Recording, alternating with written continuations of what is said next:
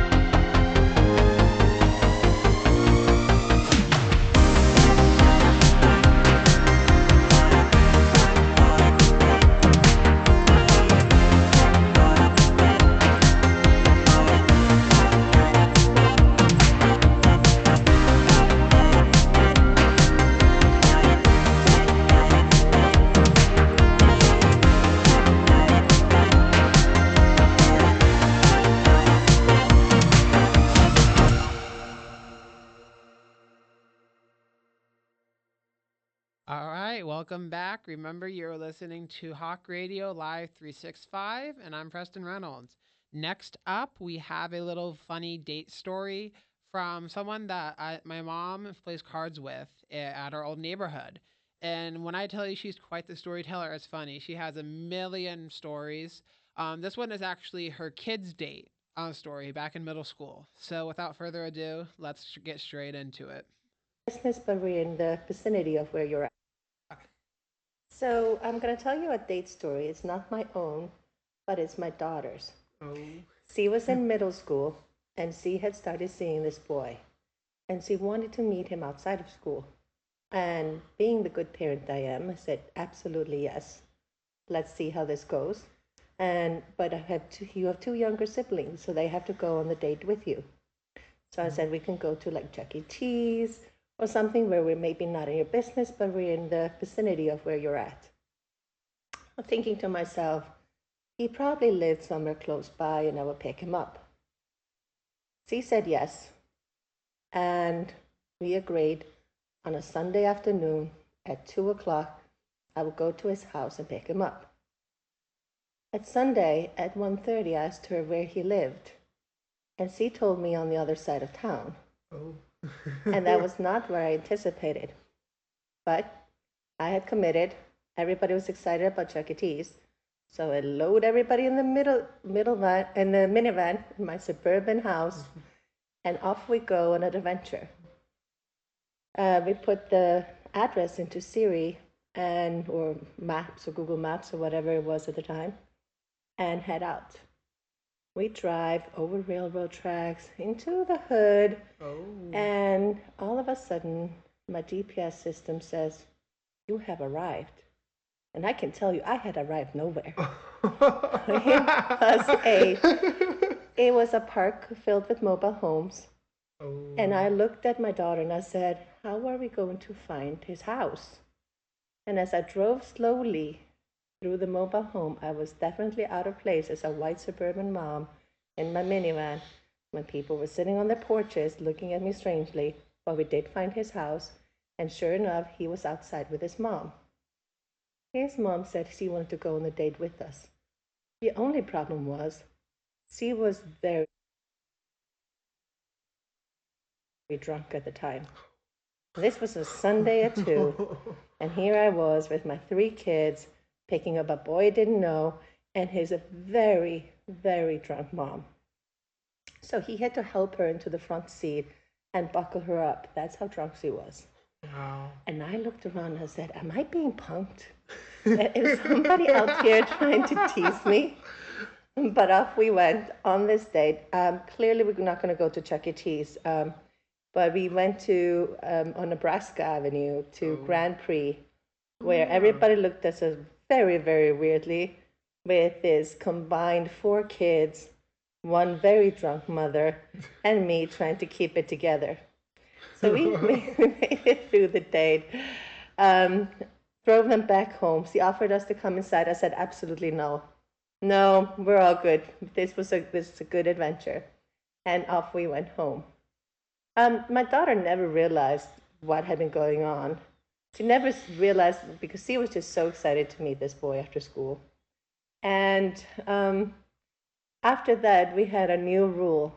And the new rule was if we want to go date somebody, I will only pick up in our own zip code. Oh my gosh. Wow, I'm surprised she hadn't told me that story before. We've known her for quite a few years now. Well, I have at least. Anyways, next up we have some bad dates from Woman's Health and Bored Panda. I met up with a guy I met on a dating site after talking on the phone for a week. After I drove 30 minutes to get to his town, he changed plans from dinner to a walk in the park. I was going to turn around and then decided I should at least meet him. When I pulled up, I saw him and another guy with head to toe tattoos. My date told me that it was his brother who had just been released from prison. Uh oh. Fantastic. I was freaked out, but too shy to just leave. So I walked him to a picnic table, where he took out his dentures and showed me that he had no top teeth, which he thought was incredibly impressive. Then he attempted to kiss me 10 minutes into our date. I left and deleted the dating profile forever. Yeah, I would too, because that is not how you should run a first date. All right, next up, I met this woman through a dating app, and we decided to meet up for drinks as the first date. The conversation was great, and we seemed to have lots in common. She was funny, cute, etc., etc. Towards the end of the date, she tried to sell me life insurance and pulled out some brochures for me to look at. Oh, no, no, no. Wrong, wrong move. Very wrong. All right. The date was at a coffee shop and a library. She showed up, and the very first thing she did was remove her shoes and put them on the table. Later, she mentioned how she was obsessed with victims of serial killers and had them tattooed on her body. Very big red flag. Get out of there as fast as you can, man, because that is not good. Next up, we went to one of those frozen yogurt places where you could put whatever toppings on it that you want, and they weigh it at the end and charge you basically for how heavy it is. The scroll loads it up hardcore. Tons of frozen yogurt and tons of toppings. Sounds like me. It came out to be like 15 bucks just between the two of us. She then took 3 bites and threw the rest away. No, that's criminal. She going to jail for that, y'all. She going to jail. I could never throw that away. All that food. Oh my gosh. I was dating this guy while we were both in the military. He kept telling me that he was going to cook dinner for me one night. When the night finally arrived, he pulled out 2 meals ready to eat, which are microwavable meals that the military uses. He even made me make my own. Another bad move. Dude, just don't do that. Don't do that. Number 6. I was asked out by a guy I met at a bar once. We met for drinks at a dive bar, which is ironic given that he kept talking about how much money he had. He asked what I would like to drink, and he got it for me. But he let my drink. Well, sorry for that. He let me drink beer. He pulled out a test kit and tested my beer for foreign substances. When I asked him what he was doing, he says, I am an ex officer in the Israeli Special Forces. The bartender seems nice, but you never know, as I am being tracked by the KGB. He told me about the year he had spent living naked and trying to survive in the Amazon. Then he told me that if we date for longer than a month, I have to have my blood tested for genetic superiority. So I left. He texted me later to tell me that he had liked the way he had felt. Sorry, that he had felt like he had known me his entire life, and I pretended it was the wrong number.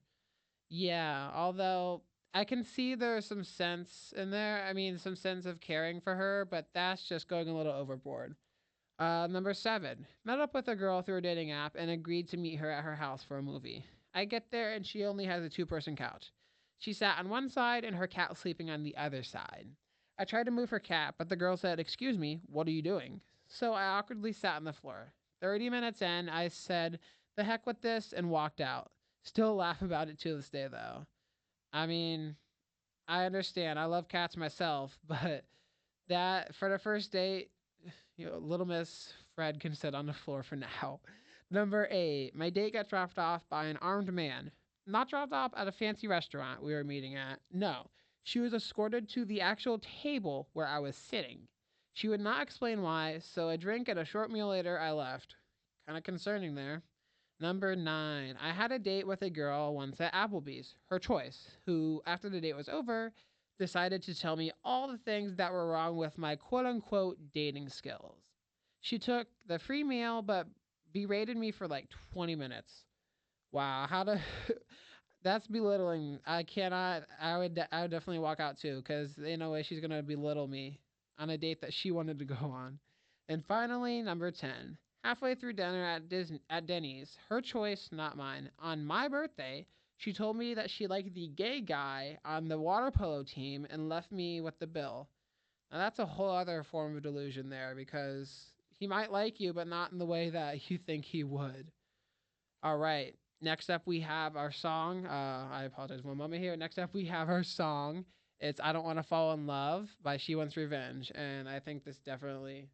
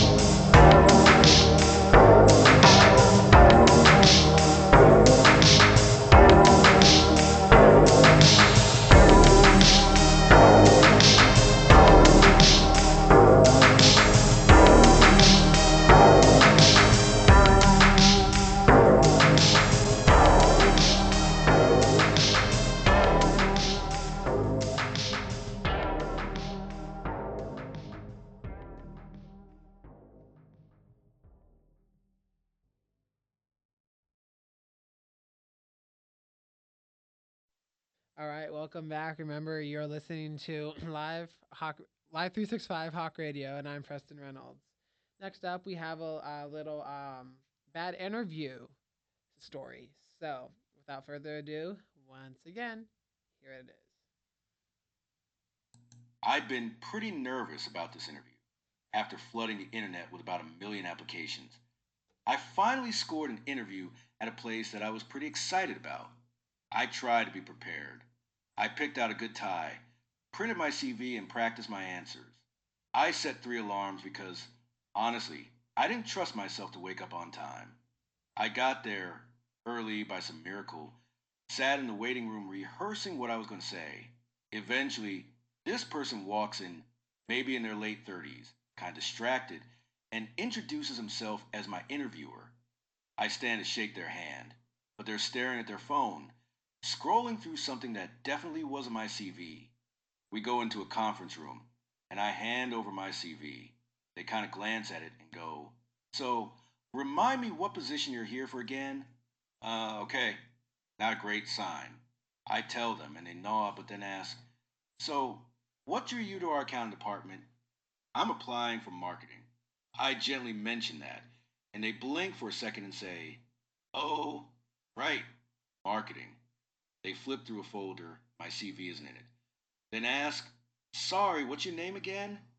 The rest of the interview is like some bizarre quiz show. They ask me about projects I've never heard of and bring up things from companies that have nothing to do with this place. At one point, they ask if I'd be comfortable relocating to Amsterdam. The job is in my city, like 5 blocks from my apartment. I tell them I love the city I'm in, and they look surprised, double checking my application. Finally, for the address. At the end, they thank me for coming in, but call me by the wrong name twice. When I leave, I catch a glimpse of my CV sitting on the chair, completely untouched. When I was going home, I had to laugh. I mean, I spent days prepping for that interview, but I'm not sure the interviewer even knew what job I was applying for. Sometimes it's not about screwing up, it's just, well, a total circus on the other side of the table. All right, so that was quite the story interviewer. Never thought that someone could be so unprepared when they're not the one applying and trying to get the job. Next up, we have some weird interviews from Reddit and BuzzFeed. But first up from Reddit. Interviewer's question: if you were to get the position, it's mandatory that you participate in a monthly book club. Would that be a problem for you? Yes. And he said, yes. I was told that I needed to read a random book for a month for work. Quote unquote work, I should say, as it helps everyone be recognized as team players. By the way, it has to be read on my own time after work. I said I have 3 kids under 5, and that might be a little tough. I didn't get the job. As someone who doesn't like reading myself, if I didn't sign up to work somewhere where I didn't have to read or anything, right? That I didn't expect that. Why would I? That doesn't make any sense. Why would I read something when I like sign up to be, I don't know, a worker at Burger King? Anyways, next up from BuzzFeed, I showed up at the office and the woman at the front desk greeted me. While I waited for the interview, I introduced myself and handed her my resume. Once I got into the actual interview, I saw that she had taped a bright pink note to my resume that read, "Has the personality of a rock." Poor guy. Number 3, I was doing interviews to fill 2 dozen positions in a week. So I had hundreds of short interviews planned. First day of interviews was pretty horrible. Most were completely unqualified, and it was not going well. In walks the young, sharply dressed guy. Fantastic resume, interview is going great, and I'm about to offer him the supervisory role. Talk turns to compensation, and he excuses himself as I thought he would want to go to the restroom. He returns about 30 seconds later with his mother. She proceeds to try to negotiate salary, benefits, and vacation time on his behalf. I was so stunned, I just ended the interview and tossed his file into the trash. That's embarrassing. And I've heard a few other stories throughout with the past year where people have gotten into the interview and there's their mom going with them. Gotta grow up sometime. Number 4. A few years ago, I was interviewing with a hospital for an admin position. We decided over email that the interview was at 1 p.m. The day of the interview, the same person called me at 10 a.m., upset I wasn't there. When I referenced our email, she got all annoyed and asked if I can come in right now. I hadn't even gotten out of bed yet that day. I said I couldn't, and we still met at 1 p.m., but she was clearly annoyed at me for her mistake. I didn't care why I went to the interview after that first phone call, to be honest. That should have been red flag number one. Communication skills is not clear there. If she wanted to show him to show up early, maybe she should have told him. I don't know. Maybe that's just me, but maybe she should have told him and changed, told him. Yeah. Number five. In the interview, the owner of the bar told me never to approach him with a problem because because quote unquote, I wouldn't know how to fix it. I have a couple of questions there. I'm not really sure. They could go multiple ways. Not really sure what he means by that. What he wants, I should say. Number six. During an interview, they told me that the hours would be, and then they were all over the place. So like Monday was 10 to 2, Tuesday was 1 to 4, and Wednesday was like 5 to 9, etc. I told the interviewer that the job wasn't for me, and she started crying. She told me tearfully that she and her team were so impressed by my CV and they'd been trying to fill the job for months now. I awkwardly thanked her for her time as she tearfully let me out the building. Then that's something. I never heard of that happening. I'm I've I applied for Busch Gardens not too long ago and I'm hoping that I'm gonna get the job, and I've had so much trouble amongst everyone else trying to get the job, so the fact that it's on the other end is just insane. But I'm not surprised. Number seven, I had an interview at at a youth crisis shelter. I was super interested, and the first interview went well. They scheduled me for a second one where I'd be quote unquote shadowing a worker in one of the emergency placement shelters. I showed up, and the woman from my first interview walked me in and said she'd be back soon. I sat down and got to know the kids there a bit. Played some card games, asked the staff on duty some questions about the job. Several hours have gone by, and she never came back. I kept asking if someone could contact the front office for me and get a hold of the interviewer, but they kept brushing me off. I was there for so long, a shift change happened. Because they didn't give me any sort of visitor's pass, the next set of staff thought I was a teen living there. It was a high security shelter, and no one believed that I wasn't a resident. I was there for 6 hours in total. When I finally got someone to call the office, the original woman thought I had let out and left after an hour. She called me for a third interview, but I just let the phone ring, as I would too, because as much as I would like being in there, maybe get to knowing people, that's not what I was originally supposed to do, and that just sets up for a bad environment if she just like, oh, I thought you left. Dude. Number eight, I applied for a register position at Pizza Hut. I specifically told them during my two interviews that I cannot be a delivery driver due to my car being unreliable, and they said that was fine.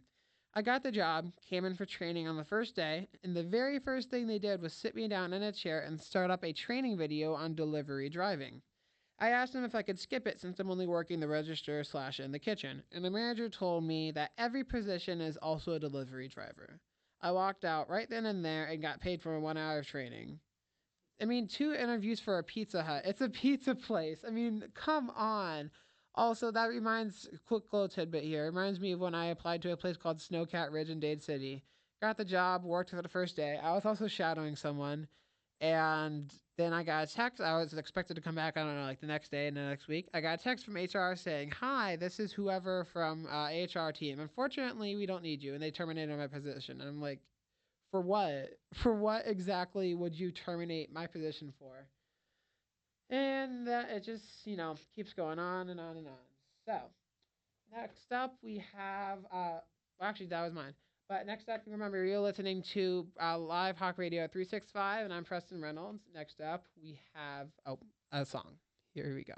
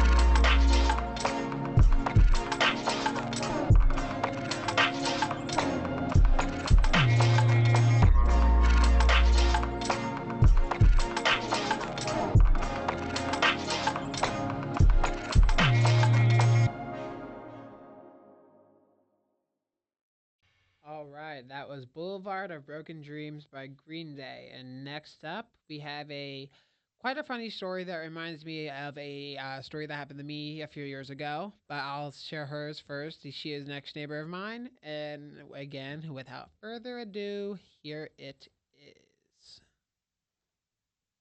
Our funny, one of our funny family stories was a trip to Germany in September. So we went to Oktoberfest, and our son, who was handicapped, was in his wheelchair, and we were running around Oktoberfest. His dad and his brother were having Oktoberfest beverages, and I came back, and my purse was on the wheelchair, and all our passports and everything else. And Tony, the wheelchair, passports, everything were gone when I came back. Oh no. And so we're like looking around, and he had rolled down a hill, and he was in a cluster of German college students, and they were all just drinking around him and talking to him and having a good time. How sweet. But we lost Tony for a while. Oh my gosh. Oh, that. It's funny you say that because that reminds me of a time where I was with mom and grandma, and we were at this thing in Dade City, and she started rolling down the sidewalk. That reminds you exactly of it.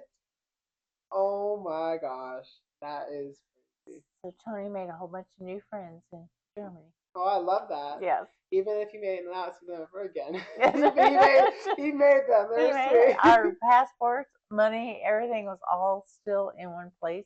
That's They good. had left That's the everything. important Yeah. part. Well, no, the important part was Tony, but Okay, that too. Yeah. Yeah. Both are important. Well, thank you. you're welcome. Thank you so much. Yeah, so like I said, that similar thing happened with, like I said, there with me and my grandma. There was this like Christmas sort of, it was called like a, I think, Christmas stroll here in Dade City, Florida. And yeah, I was doing something. I was probably like 12, 13 years old. And I forget, me and my mom were taking, I think, photos. And all of a sudden I look back, I'm like, Mom, grandma's rolling. She was rolling down the sidewalk into the street. I couldn't believe it. Also not sure why I said that, after she said that, well, the money and stuff is there, and I was like, that's the most important thing. I'm like, Preston, what are you saying? What are you saying? Okay, next up, we have some odd travel stories from Hostel Geeks and BuzzFeed. First up, my husband fell ill after eating garlic soup on a trip to Munich, Germany. At a drugstore, I bought a box of medicine with a label showing a fizzy glass of water that looked like an Alka Seltzer. In the parking lot, my husband looked at the box and decided to track down an English speaking employee to confirm what was inside. He came out doubled over with laughter. The product was denture cleaner. Oh my gosh. You would think that like if you're in another country, right? That they would also have English on there too, because I mean not obviously not everyone is from Germany or whatever. Because we have that, Spanish, English, whatever on here and stuff in the USA.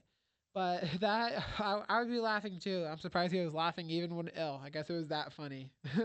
Number two, my wife and I were exploring a large sculpture park in Oslo, Norway. Almost said Ohio. When we came across some pay-as-you-go restrooms, while I waited for my wife, a woman asked if she could use our restroom because her credit card wasn't working on the next one over. I said she could go after me, then slipped by my wife as she exited. She piggybacked on her fee. Inside, I suddenly felt something wet. A blue cleaning fluid sprayed through the air, dousing my jeans, socks, and shoes. I scampered to the door, totally soaked as gale force winds whipped through my tiny room. I'd experienced my first self cleaning restroom. I really wished I had let the other lady go first. The thing is, she probably knew about it, so it's funny. If I hadn't seen a few videos on this on TikTok, I would have no idea what this is. I'd have to look it up myself. And I think in theory, these are a good idea, but you can't trust that everyone is going to pay each and every time. So maybe that's the point. So to stop people from doing it, I don't know. But like I said, in theory, it sounds like a good idea, but it's not always the best when put into action. Number three, it's a little short one. After a pretty turbulent flight and a bouncy landing, they came over the speaker and congratulated the guy who just landed the plane for completing his final landing to become a captain. I'm not getting on any plane with him anytime soon. I can tell you that. I'd be so quick to find out what his name was, and so I could avoid him. Oh, that's John Smith. I'm not going on his flight. Number four, the absolute wildest experience I had on an airline is being seated next to a man who walked on the plane overserved. He was so drunk and absolutely reeked of alcohol. He wouldn't stop talking, so I made some small talk with him. I asked him what he did for a living, and he told me he was an airplane pilot for the same airline we were on. And guess what happened next? I guarantee you is that he got fired. I This person is better than me because I would literally be looking around the entire flight looking for an open seat. If it was a full flight, I would just ignore the crap out of him because he's better than me. I'm surprised he actually made small talk.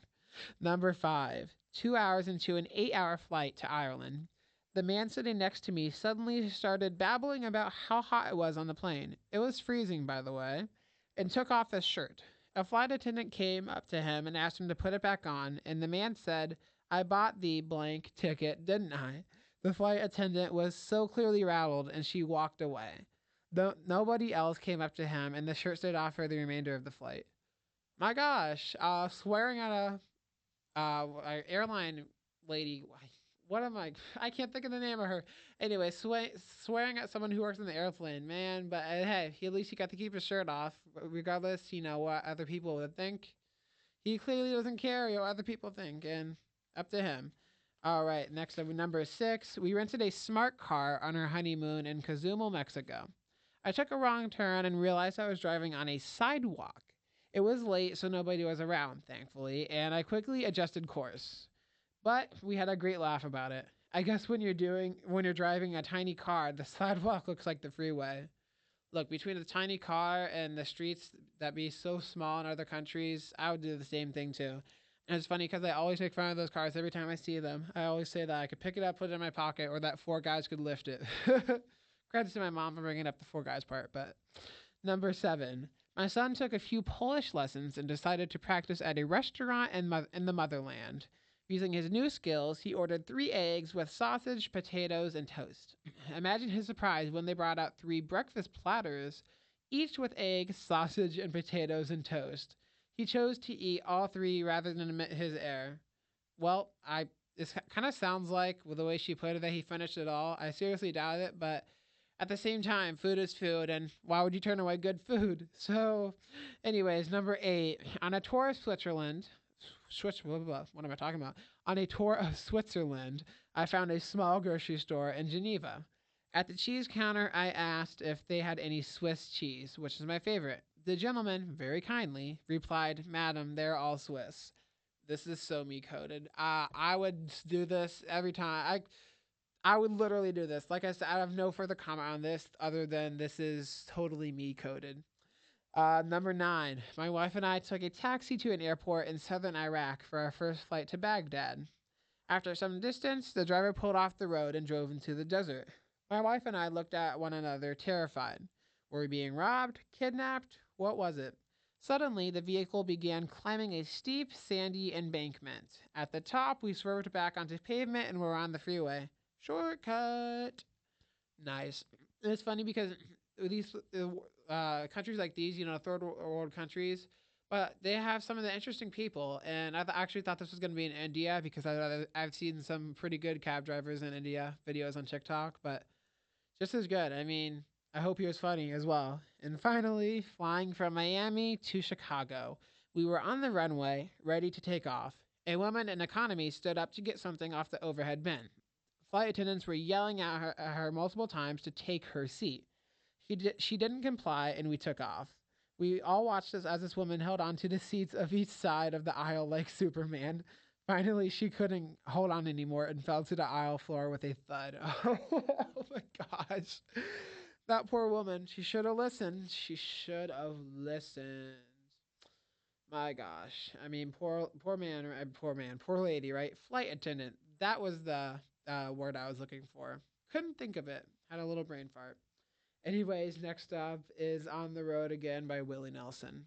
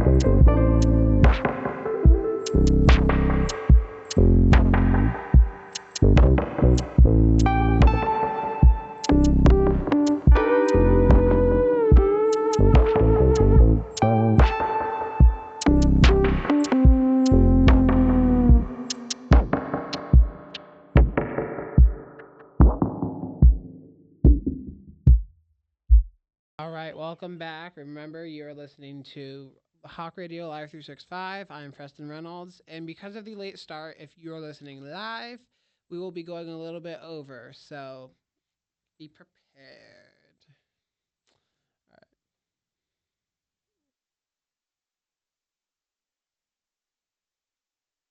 All A shocking story tonight from Florida.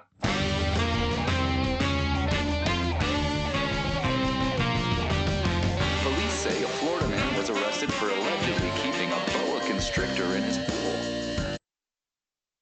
All right, you heard that? Florida Man is coming up next here.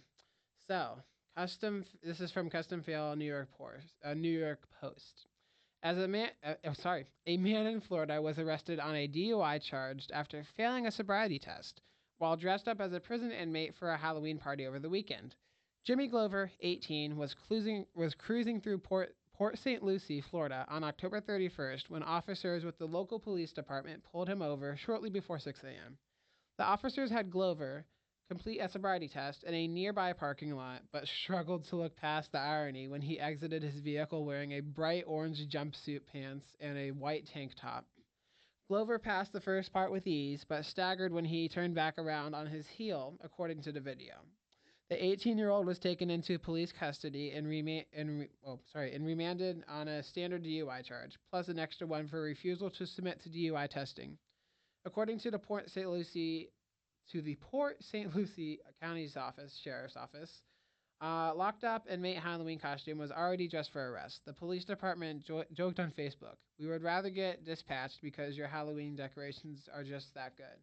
Not for DUIs. Celebrate responsibly."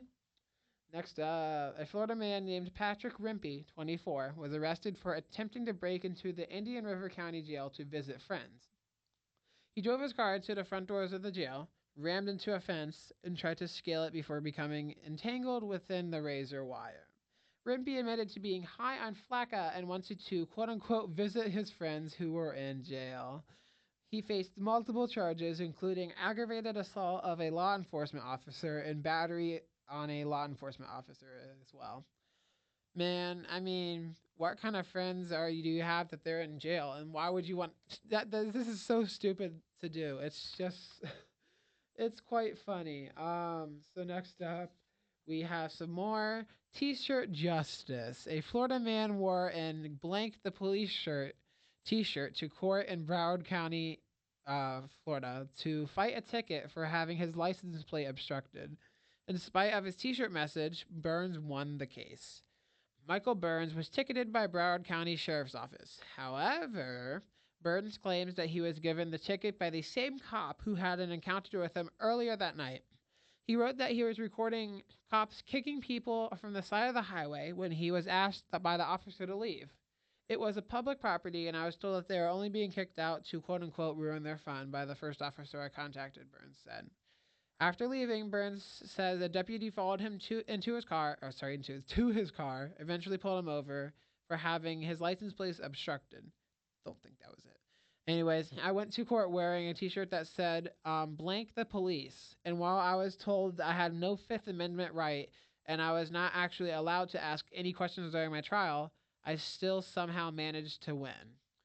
This is from Fox 13 Tampa, Vero Beach, Florida. A Florida man was arrested for driving under the influence, but told officers he was only drinking at the stop signs and stoplights, not while driving. Indian County Sheriff's deputies were called to a McDonald's in Vero Beach because of a car that was repeatedly bumping into the car in front of it in the drive through. Wow. Stevens, who only had a Florida ID card, told the responding deputy that he has never had a Florida driver's license. The deputy noted the strong smell of alcohol on Stephen's breath and saw his eyes were red and his speech was slurred and asked him how he was feeling. He said, "I'm feeling pretty good." According to the arrest affidavit, whatever, I don't know what that is. Anyway, Stephen told the deputy that he had about 3 or 4 drinks, but he wasn't drinking while the car was moving, only when he stopped for stop signs and traffic signals.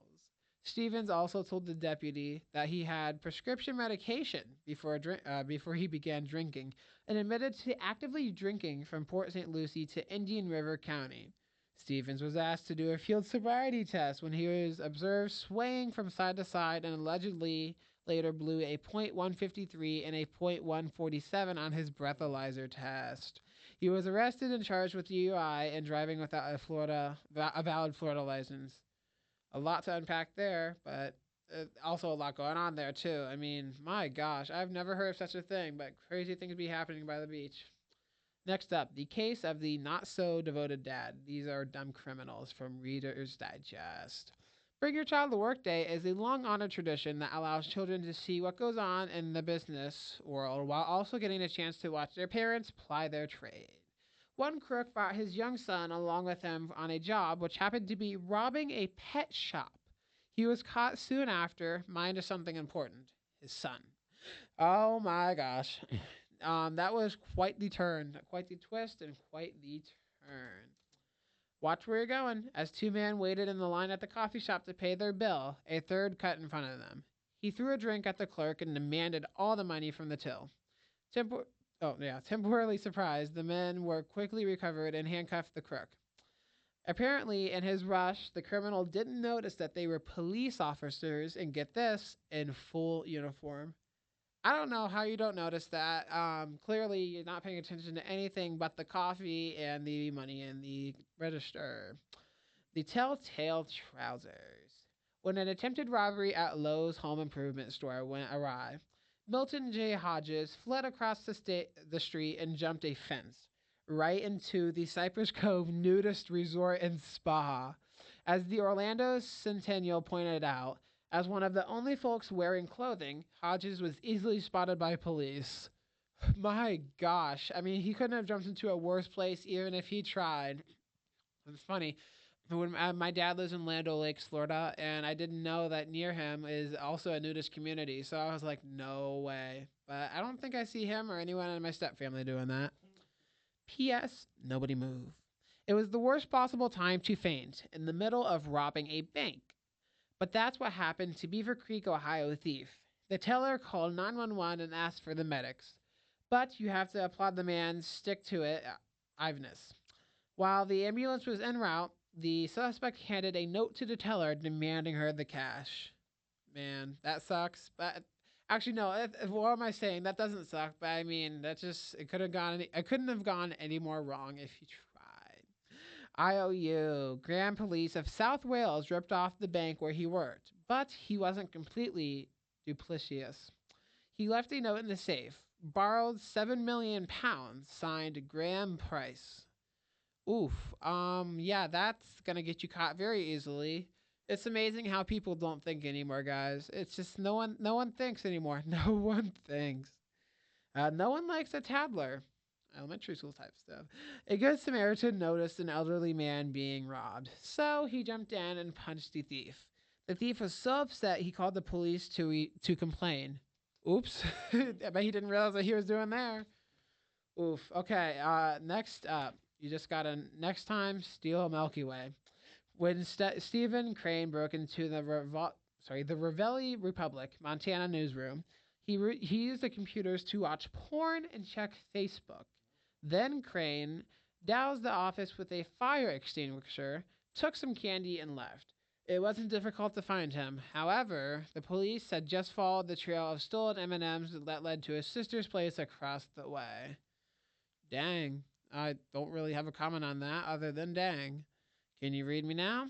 When the police in Vancouver, Canada asked to search Jason Pache's apartment for drugs, he was not a suspect. In fact, they were looking for someone else. That all changed when they got a look at his name and it was how it was listed on his cell phone. Jason Pauci, drug dealer. My gosh. I can tell that this was pretty much being tried to cover up, but quite failed. The case of the returned merchant. Oh, sorry. The back to jail special. Two men decided to. Two men. What am I saying here? Two men decided a back to school event at an office supply store would be the perfect time to do some shoplifting. Oof. After all, store clerks were busy. Were going to be busy helping an influx of shoppers. The sale happened to coincide with the annual Shop with a Cop Day, when about 60 police officers showed up to help children pick out school supplies. Bad, bad, bad timing. Wrong place at the wrong time. All right, the Back to Jail special. Oh, sorry. The Burrito Patrol. Adon Juarez Ramirez had it all figured out. He could be a cop without having to take the boring test. But he was arrested in Grapevine, Texas after pulling over a driver in his pickup truck. Outfitted with flashing lights, he even had an ID badge, which he'd made by blacking out a restaurant gift card and etching the word police. However, he kept the restaurant's logo, a jalapeno pepper surrounded by the words Chipotle Mexican Grill. Yeah, I'm not sure how he even got that far in the first place because I'm sure when I originally read that, I looked at it, I'm like, there's way more to a cop card than that. But, I mean, I give him props for at least trying. All right. Now we're on to the case of the returned merchandise. A Target store in Augusta, Georgia agreed to take back a printer from a dissatisfied customer. Then the clerk noticed some work the customer forgot to remove from the machine: counterfeit bills. And straight to jail they go. You mean it's not a scout night? Two machete welding men barged into a Sydney, Australia bar, demanding money. They didn't know the club was hosting a bikers meeting at the time. One of the robbers ended up in the hospital and the other hog-tied with an electrical wire. Play stupid games, win stupid prizes. And finally, hampered by stupidity. In Mesa, Arizona, a home break in was foiled when the burglar jumped through the bedroom window and got trapped in the closed hamper. Cops took it from there. That definitely wasn't the kind of getaway he had planned. These, wow, these are quite the stories. Quite the stories. And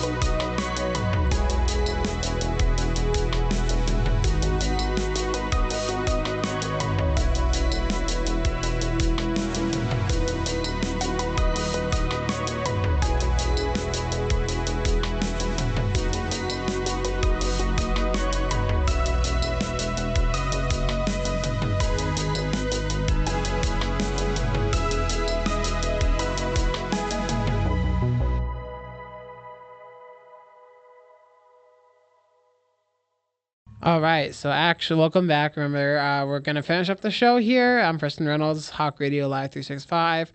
We're actually going to cut out the last segment we had planned for this week and do it next week to, keep you waiting on your toes for next week. I hope you enjoyed today, and I'll see you next week.